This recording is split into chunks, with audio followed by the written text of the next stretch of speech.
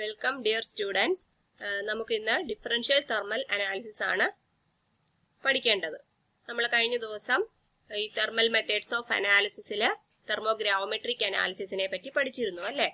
അപ്പം എന്താണ് thermal method of analysis എന്ന് പറയുന്നത്? തെർമൽ മെത്തേഡ് ഓഫ് അനാലിസിസ് എന്ന് പറഞ്ഞാൽ ഒരു സബ്സ്റ്റൻസിന്റെ ഫിസിക്കൽ പ്രോപ്പർട്ടി മെഷർ ചെയ്യുന്നു as a function of temperature. എപ്പോഴ്? while the substance is subjected to a controlled temperature program. ഒരു സബ്സ്റ്റൻസിനെ കൺട്രോൾഡ് ടെമ്പറേച്ചർ പ്രോഗ്രാമിന് വിധേയമാക്കിയിട്ട് അതിന്റെ ഏതെങ്കിലും ഒരു ഫിസിക്കൽ പ്രോപ്പർട്ടി മെഷർ ചെയ്യുന്നു as a function of temperature. എല്ലാ തെർമൽ ടെക്നിക്കുകളിലും ചെയ്യുന്നത് ഇതാണ്. അതിനകത്ത് നമ്മൾ TGയെ പറ്റി പഠിച്ചു. TGയ്ക്കകത്തിൽ മാസ് ആണ് മെഷർ ചെയ്തിരുന്നത്. എന്നിട്ട് ആ മാസ് ചേഞ്ച് അഗൻസ്റ്റ് ടെമ്പറേച്ചർ വരയ്ക്കുമ്പോൾ നമുക്ക് തെർമോഗ്രാം കിട്ടും എന്ന് പറഞ്ഞു. അപ്പൊ ഇന്ന് നമുക്ക് ഡിഫറൻഷ്യൽ തെർമൽ അനാലിസിസിനെ പറ്റി നോക്കാം.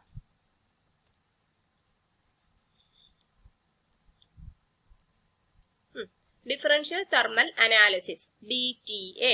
നമ്മൾ കഴിഞ്ഞ ദിവസം തെർമോഗ്രാവമെട്രിക് അനാലിസിസ് TGA എന്ന് പറഞ്ഞു. അതേപോലെ തന്നെ മറ്റൊരു തെർമൽ മെത്തേഡാണ് ഡിഫറൻഷ്യൽ തെർമൽ അനാലിസിസ് അല്ലെങ്കിൽ DTA എന്ന് പറയുന്നത്. DTA is a technique in which the temperature difference between the substance and reference material is measured as a function of temperature while the substance and reference are subjected to controlled temperature program. ഇവിടെ അന്ന് ഞാൻ പറഞ്ഞിരുന്നു DTA temperature difference ആണ് physical property. That is measured against temperature, that is plotted against temperature എന്ന് ഞാൻ അന്ന് പറഞ്ഞായിരുന്നു. ഒരു തേർഡ് സ്ലൈഡിലോ സെക്കൻഡ് സ്ലൈഡിലോ മറ്റോ പറഞ്ഞായിരുന്നു എന്താണ് ഡിഫറൻഷ്യൽ തെർമൽ അനാലിസിസ് ചെയ്യുന്നത്. അതേപോലെ തന്നെ മറ്റൊരു മെത്തേഡായ DSCയിൽ എന്താണ് ചെയ്യുന്നത് എന്നൊക്കെ അന്ന് പറഞ്ഞായിരുന്നു. ഓർമ്മയുണ്ടോ എല്ലാവർക്കും? അപ്പം differential thermal analysis is A technique in which the temperature difference between A sample and a reference material is measured as a function of temperature while the substance and the reference are subjected to controlled temperature program. What is the principle of DTA? Okay, the physical or chemical change associated with heating is measured by a differential method. എന്താണ്? ഹീറ്റിങ്ങിനോട് അനുബന്ധിച്ച് നടക്കുന്ന physical or chemical changes of a substance is measured by a differential method. ഒരു differential മെത്തേഡാണ്. അപ്പൊ differential thermal analysis എന്നുള്ള പേര് കേൾക്കുമ്പോഴേ അറിയാം it is a differential technique. For this the sample is continuously compared with the temperature of a thermally inert reference material like aluminium. അപ്പൊ ഇതിന് എന്താണ് ചെയ്യുന്നതെന്ന് വെച്ചാൽ നമ്മുടെ സാമ്പിളിനെ കണ്ടിന്യൂസ് ആയിട്ട് കമ്പയർ ചെയ്തുകൊണ്ടിരിക്കുന്നു with the temperature of a thermally inert reference material like alumina. Alumina പോലെയുള്ള ആൽഫ അലുമിനിയാണ് സാധാരണ റെഫറൻസ് മെറ്റീരിയൽ ആയിട്ട് എടുക്കുന്നത്. അപ്പൊ നമുക്ക് തന്നിരിക്കുന്ന സാമ്പിളും അതേപോലെ തന്നെ അലുമിനായും എടുത്തിട്ട് ഈ ഡിഫറൻഷ്യൽ തെർമൽ അനലൈസറിനകത്തിൽ വെക്കുക. എന്നിട്ട് ഒരേപോലെ ഹീറ്റ് കൊടുക്കുക. അപ്പൊ നമ്മുടെ സബ്സ്റ്റൻസിനകത്ത് എന്തെങ്കിലുമൊക്കെ കെമിക്കൽ റിയാക്ഷൻസ് കാണും. ഒന്നും അതിന് നമ്മുടെ സബ്സ്റ്റൻസിന് മെൽറ്റ് ചെയ്യണമായിരിക്കും, അല്ലെങ്കിൽ നമ്മുടെ സബ്സ്റ്റൻസ് ക്രിസ്റ്റലൈസ് ചെയ്യുമായിരിക്കും, അല്ലെങ്കിൽ നമ്മുടെ സബ്സ്റ്റൻസിന് എന്തെങ്കിലും ഓക്സിഡേഷൻ സംഭവിക്കുമായിരിക്കും, ഡീകമ്പോസിഷൻ സംഭവിക്കുമായിരിക്കും. ഇങ്ങനെയെല്ലാം സംഭവിക്കാം. അതേസമയം നമ്മൾ റെഫറൻസ് മെറ്റീരിയൽ ആയിട്ട് ഉപയോഗിക്കുന്ന മെറ്റീരിയൽ എന്ന് പറയുന്നത് തെർമലി ഇനേർട്ട് ആയിരിക്കണം. തെർമലി ഇനേർട്ട് എന്ന് പറഞ്ഞാൽ നമ്മൾ ഹീറ്റ് എനർജി കൊടുക്കുന്നത് മൂലം അതിന് യാതൊരു റിയാക്ഷൻസും ഉണ്ടാവുന്നില്ല. അപ്പം നമ്മൾ ഒരുപോലെ ഇതിന് ഹീറ്റ് കൊടുക്കുന്നത്, എന്നിട്ട് ഇതിന്റെ രണ്ടിന്റെയും ടെമ്പറേച്ചർ മെഷർ ചെയ്യുന്നു. ടെമ്പറേച്ചർ മെഷർ ചെയ്യുമ്പം നമ്മുടെ സബ്സ്റ്റൻസിന് കുറച്ച് റിയാക്ഷൻസ് ഒക്കെ നടക്കേണ്ടത് കൊണ്ട് അതിന്റെ ടെമ്പറേച്ചർ ആയിരിക്കത്തില്ല. ഒരുപോലെ ടെമ്പറേച്ചർ കൊടുത്താലും അതിന്റെ റിയാക്ഷൻ അനുസരിച്ച് അതിന് ടെമ്പറേച്ചർ കൂടുതലെടുക്കുകയോ കുറച്ചെടുക്കുകയോ ഒക്കെ ചെയ്യും. പക്ഷെ അതേസമയം നമ്മുടെ തെർമലി ഇനേർട്ട് റെഫറൻസ് മെറ്റീരിയൽ എന്ന് പറയുന്നത് ആസച്ച് അങ്ങ് തുടരും. The difference in temperature is called the differential temperature. The difference in temperature between these reference material and the sample is called differential temperature and is plotted against the temperature or as a function of time. മിക്കവാറും ടെമ്പറേച്ചറിന് against തന്നെയാണ് വരയ്ക്കുന്നത്.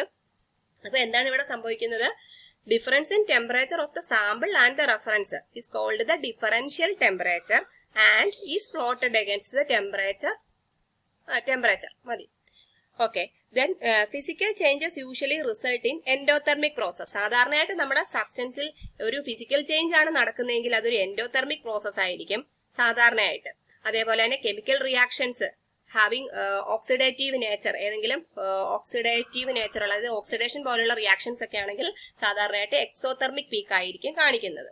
അപ്പൊ physical ചേഞ്ചസിന് സാധാരണയായിട്ട് endothermic പീക്കും അതേപോലെ തന്നെ chemical റിയാക്ഷൻസിന് സാധാരണയായിട്ട് exothermic peak ആയിരിക്കും കാണിക്കുന്നത്.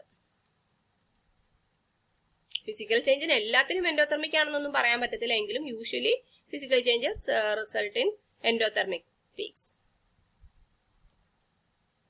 This is a typical DTA curve. നോക്കിക്കേ, DTAയുടെ ആ ഇൻസ്ട്രുമെന്റിനകത്ത് നമ്മൾ റെഫറൻസ് മെറ്റീരിയലും സാമ്പിളും ആ വെക്കുന്നത്. ഒരു ഫർണസ് ഉണ്ട്. പിന്നെ നോക്കിക്കേ ഫർണസ്. എന്നിട്ട് ഈ റെഫറൻസിൽ നിന്നും സാമ്പിളിൽ നിന്നും അതിന്റെ രണ്ടിനെ ടെമ്പറേച്ചർ സെൻസ് ചെയ്യാനായിട്ട് ഇവിടെ തെർമോ കപ്പിൾസ് ഉണ്ട്. TC എന്ന് എഴുതിയേക്കും തെർമോ കപ്പിൾ ആണ്. ഇത് രണ്ടും വന്നിട്ട് ഇത് തമ്മിലുള്ള ടെമ്പറേച്ചർ ഡിഫറൻസ് ഒരു ഡിറ്റക്ട് ചെയ്യുന്നു. എന്നിട്ട് അത് ഔട്ട്പുട്ടായിട്ട് കിട്ടുന്നു. Difference read out. റെഫറൻസിന്റെയും സാമ്പിളിന്റെയും ടെമ്പറേച്ചർ ഡിഫറൻസ് ആണ് ഇവിടെ നമുക്ക് റീഡ് ചെയ്യാൻ പറ്റുന്നത്. അപ്പൊ ഇതിന്റെ ഔട്ട്പുട്ട് എന്ന് പറയുന്നത് ഇങ്ങനെ ആയിരിക്കും. നോക്കിക്കേ, ഇവിടെ ഡിഫറൻഷ്യൽ ടെമ്പറേച്ചർ ആണ് y ആക്സിസിൽ. അതായത് the difference between the temperature of the sample and the reference that is plotted here and here is the temperature, that is the differential temperature is plotted against temperature. ഇതൊരു exothermic event ആണ്. അപ്പൊ നമ്മൾ ഇവിടെ വരയ്ക്കുമ്പോൾ ഇങ്ങോട്ട് പോകുമ്പോൾ ഇത് മുകളിലോട്ട് പോകുന്ന എക്സോയും താഴോട്ടാണ് പീക്ക് കിടക്കുന്നതെങ്കിൽ അത് എൻഡോയും ആണ് കാണിക്കുന്നത്. ഓക്കെ, അപ്പം ഇതൊരു എക്സോതെർമിക് ഈവന്റ് ആണ് കാണിച്ചിരിക്കുന്നത്. അപ്പൊ നമുക്കൊരു കർവ് വരയ്ക്കണമെങ്കിൽ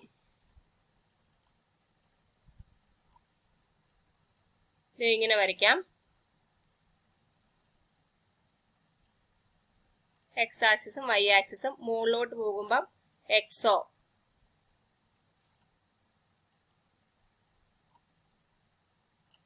താഴോട്ട് എൻഡോ. താഴോട്ടാണ് പീക്ക് കിടക്കുന്നതെങ്കിൽ അത് എൻഡോതെർമിക് പീക്ക് ആണെന്ന്, മുകളിലോട്ടാണ് പീക്ക് കിടക്കുന്നതെങ്കിൽ അത് എക്സോതെർമിക് പീക്ക് ആണെന്ന് മനസ്സിലാക്കിക്കോളാം. നമ്മൾ വൈ ആക്സിസിൽ എന്താണ് വെക്കേണ്ടത്? Differential temperature. So delta T, that is denoted as delta T. Here is the temperature.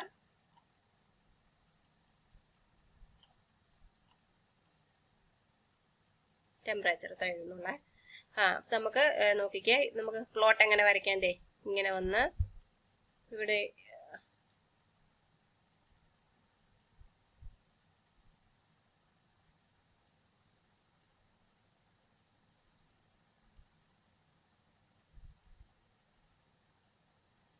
ഉണ്ടാവും. ഈ താഴെ കാണിച്ചിരിക്കുന്ന ഗ്രാഫാണ് ഞാൻ വരച്ചേക്കുന്നത്.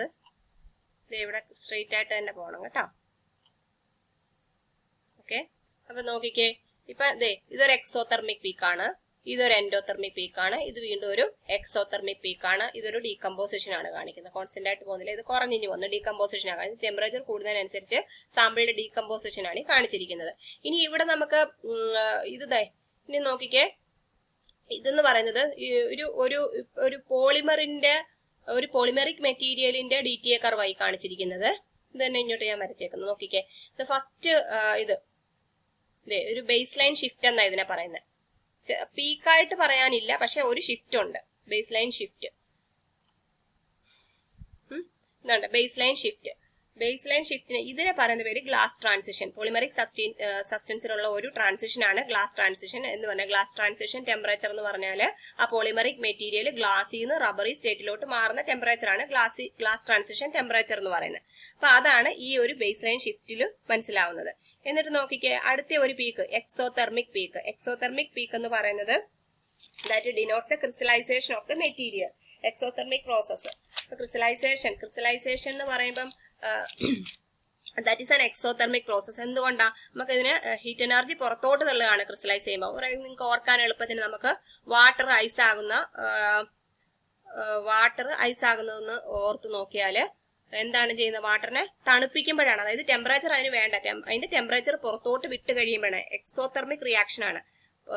ആ എനർജി പുറത്തോട്ട് പോയി കഴിയുമ്പോഴാണ് എന്താവുന്നത്? അത് ഐസ് ക്രിസ്റ്റലൈസ് ചെയ്യുന്നത്, വെള്ളം ക്രിസ്റ്റലൈസ് ചെയ്യുന്നത് എക്സോതെർമിക് പ്രോസസ് ആണ്. അപ്പൊ അങ്ങനെ ഓർക്കുവാണെങ്കിൽ എക്സോതെർമിക് പ്രോസസ് ആണ് ക്രിസ്റ്റലൈസേഷൻ പ്രോസസ്. ഒരിക്കലും തെറ്റരുത്. Crystallization process is an exothermic process. ഇനി തിരിച്ച് മെൽറ്റിംഗ് എന്ന് ഓർത്ത് വെക്കേണ്ടത് ഒരു എൻഡോതെർമിക് പീക്കാണ് ഈ കാണിച്ചിരിക്കുന്നത്. Melting is an endothermic process.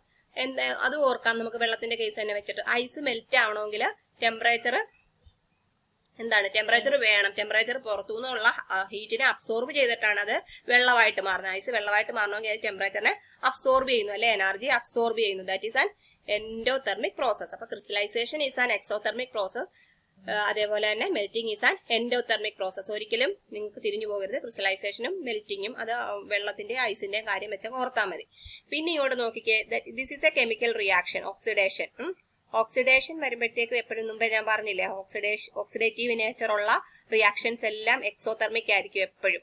നേരത്തെ പറഞ്ഞായിരുന്നു ഫിസിക്കൽ ചേഞ്ചസ് എന്ന് പറയുന്നത് എൻഡോ ആയിരിക്കും ഞാൻ പറഞ്ഞില്ലേ. ഇപ്പൊ crystallisation is also A physical change, but here it is an exothermic process. അതാണ് ഞാൻ പറഞ്ഞ ഫിസിക്കൽ ചേഞ്ചസ് ആണെങ്കിലും എപ്പോഴും എൻഡോ ആവണമെന്നില്ല, എങ്കിലും യൂഷ്വലി എൻഡോതെർമിക് ആയിരിക്കും. അതേസമയം കെമിക്കൽ റിയാക്ഷൻസ് വരുമ്പോൾ എപ്പോഴും എക്സോതെർമിക് ആയിരിക്കും. അപ്പൊ ഇവിടെ ഓക്സിഡേഷൻ നടന്നതുകൊണ്ടാണ് ഇവിടെ ഒരു എക്സോതെർമിക് പീക്ക് നമുക്ക് കിട്ടിയത്. ഇനി ഇവിടെ ഓക്സിഡേഷൻ ഒന്നും ഇല്ലായിരുന്നെങ്കിൽ ഇത് ഈ ഗ്രാഫ് ഇങ്ങനെ നേരെ തന്നെ പോകുമായിരുന്നു.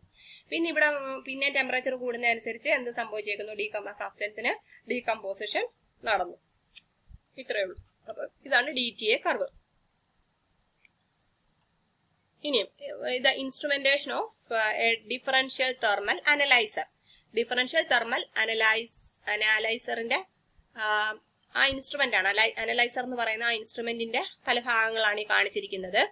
നോക്കിക്കേ, a DTA instrument consist of a sample holder, thermocouples, furnace, temperature programmer and recording system. നമ്മള് TGAയുടെ ഇതിലും പറഞ്ഞായിരുന്നു, സാമ്പിൾ ഹോൾഡർ ഉണ്ട്, ഫർണസ് ഉണ്ട്, പിന്നെ ടെമ്പറേച്ചർ പ്രോഗ്രാം സിസ്റ്റം ഉണ്ട്, അതുപോലെ പിന്നെ ഫർണസിന്റെ ഹീറ്റിംഗ് റേറ്റിനെ കൺട്രോൾ ചെയ്യുന്ന സിസ്റ്റം ഉണ്ട്, അതേപോലെ തന്നെ ടെമ്പറേച്ചർ സെൻസർ ഉണ്ട്, പിന്നെ മാസിന്റെ ഒരു ബാലൻസ് അവിടെ ഉണ്ടായിരുന്നു, എല്ലാം റെക്കോർഡർ ഉണ്ടായിരുന്നു. അതേപോലെ ഏകദേശം തന്നെ ഇവിടെ തെർമൽ ബാലൻസിന്റെ ആവശ്യമില്ല, നമുക്കിവിടെ ടെമ്പറേച്ചർ ഡിഫറൻസ് മെഷർ ചെയ്യുന്നതുകൊണ്ട് തെർമോകപ്പിൾസ് മതി ടെമ്പറേച്ചർ സെൻസർ ആയിട്ട്. അപ്പം ഇത്രയും കാര്യങ്ങൾ ഓർത്തോണം. Sample holder, thermocouples, furnace, temperature programmer, recorder system. നോക്കിക്കേ, ഇവിടെ ഇത് സാമ്പിളിന്റെ അറ്റ്മോസ്ഫിയർ. ഇവിടെയും നമ്മൾ TGAയിൽ പറഞ്ഞ പോലെ ഇഷ്ടമുള്ള അറ്റ്മോസ്ഫിയർ കൊടുക്കാം. ഒന്നുകിൽ എയർ തന്നെ കൊടുക്കാം, അല്ലെ ഇനേർട്ട് അറ്റ്മോസ്ഫിയർ വേണം, ഇനേർട്ട് ആൻഡ് ഡ്രൈ അറ്റ്മോസ്ഫിയർ വേണമെന്നുണ്ടെങ്കിൽ ഇവിടെ നൈട്രജൻ ഫില്ല് ചെയ്യാം. അല്ലെ സാമ്പിൾ സെല്ലാണിത്. സാമ്പിൾ ഇവിടെ വെക്കാം. ഇവിടെ റെഫറൻസ് മെറ്റീരിയൽ വെച്ചിട്ടുണ്ട്. റെഫറൻസ് മെറ്റീരിയൽ ആയിട്ട് ഓർത്തോണം, തെർമലി ഇനേർട്ട് മെറ്റീരിയൽ ആണ് സാധാരണയായിട്ട് റെഫറൻസ് മെറ്റീരിയൽ ആയിട്ട് യൂസ് ചെയ്യുന്നത്. പിന്നെ ഇവിടെ ഒരു കൂളിംഗ് സിസ്റ്റം ഉണ്ട്. പിന്നെ ഇവിടെ തെർമോകപ്പിൾസ്, സാമ്പിൾ തെർമോകപ്പിൾ, റെഫറൻസിന്റെ തെർമോകപ്പിൾ, ഇതെല്ലാം ടെമ്പറേച്ചർ സെൻസ് ചെയ്യാനായിട്ടുള്ളതാണ്. ഈ പ്രോഗ്രാംഡ് ടെമ്പറേച്ചർ കൺട്രോളിന് വേണ്ട പ്രോഗ്രാമിംഗ് ഡിവൈസ് ഉണ്ട്. അതേപോലെ തന്നെ ഇതിനകത്തുനിന്ന് കിട്ടുന്ന ഔട്ട്പുട്ട് ആംപ്ലിഫൈ ചെയ്തെടുത്ത് read out ΔT versus temperature നമുക്കിവിടെ ഒരു ചെറിയ പ്ലോട്ട് ആയിട്ട് തന്നെ കിട്ടും. അപ്പൊ എൻഡോതെർമിക് എന്ന് പറഞ്ഞാൽ heat flows into the sample, exothermic എന്ന് പറഞ്ഞാൽ heat flows out of the sample. Then what are the factors affecting the results in DTA? നമ്മൾ TGAയുടെ കാര്യം പറഞ്ഞായിരുന്നു തെർമോഗ്രാമിനെ അഫക്ട് ചെയ്യുന്ന ഫാക്ടേഴ്സ് എന്തൊക്കെയാണ്. അപ്പം അതിന്റെ റിസൾട്ടിനെ അഫക്ട് ചെയ്യുന്ന ഫാക്ടേഴ്സ് തെർമോഗ്രാമിനെ അതിൽ പറഞ്ഞ പോലെ തന്നെയാണ് ഇവിടെയും ഏകദേശം ആ ഫാക്ടേഴ്സും പിന്നെ കുറച്ച് കൂടുതൽ ഫാക്ടേഴ്സ് ഉണ്ട്. അവിടെ സാമ്പിൾ ക്യാരക്ടറിസ്റ്റിക്സും ഇൻസ്ട്രുമെന്റൽ ഫാക്ടേഴ്സും ആയിരുന്നു. ഇവിടെയും അതുപോലെ തന്നെ particle size, thermal conductivity, heat capacity, packing density നിങ്ങൾ പോയിന്റ് ആയിട്ടും കാണാൻ പഠിച്ചോണം. Amount of sample, degree of crystallinity, particle size uniform ആയിരിക്കണം, സ്മോൾ ആയിരിക്കണം, പിന്നെ എല്ലാം പൗഡേർഡ് സാമ്പിൾ ആയിരിക്കണം, യൂണിഫോം സൈസ് ഉള്ള സാമ്പിൾ ആയിരിക്കണം. എമൗണ്ട് ഓഫ് സാമ്പിൾ സാധാരണയായിട്ട് വളരെ കുറച്ച് മാത്രമായി ഇതിനെല്ലാം എടുക്കുന്നത്, മില്ലിഗ്രാം അളവിലായിരിക്കും. അത് ഇൻസ്ട്രുമെന്റിനനുസരിച്ച് വേരി ചെയ്യാം. പിന്നെ ഇൻസ്ട്രുമെന്റൽ ഫാക്ടേഴ്സ് എന്ന് പറഞ്ഞാൽ furnace temperature, furnace size and shape, thermocouple location, heating rate, sample holder of ആ സാമ്പിൾ ഹോൾഡറിന്റെ മെറ്റീരിയൽ, ഇതെല്ലാം മാറുന്നതിനനുസരിച്ച് ചെറിയ ചെറിയ വേരിയേഷൻസ് DTA കർവിനകത്തിൽ വരാം. ചെറിയ ചെറിയ വേരിയേഷൻസേ വരത്തുള്ളൂ എന്നാലും. Then what are the applications of DTA? DTA can be used as a qualitative method for the investigation of material with the help of number, shape and the position of the peak. അപ്പം DTA thermogram എടുത്തു കഴിഞ്ഞാൽ നമുക്ക് അതിനകത്തിലെ number of peaks, shape, position ഇതെല്ലാം നോക്കിയിട്ട് നമുക്ക് മെറ്റീരിയലിനെ identify ചെയ്യാനായിട്ട് ഉപയോഗിക്കാം. അതേപോലെ തന്നെ the area of the peak is proportional to the heat change involved. It can be used for quantitative determination also. ഈ DTAക്കകത്ത് കിട്ടുന്ന പീക്കിന്റെ area is proportional to heat change involved. Heat change involved with that transition. So this can also be used as a quantitative determination technique also. Then DTA can be used as a quantitative and semi-quantitative method for determining organic and inorganic materials, clays, minerals, soils, etc. And it can be used for the determination of reactive component in mixture. Okay, ഇത്രയേ ഉള്ളൂ. ഇതും point നിങ്ങൾ application ചോദിക്കുമ്പോൾ എപ്പോഴും point wise എഴുതണം. Thank you.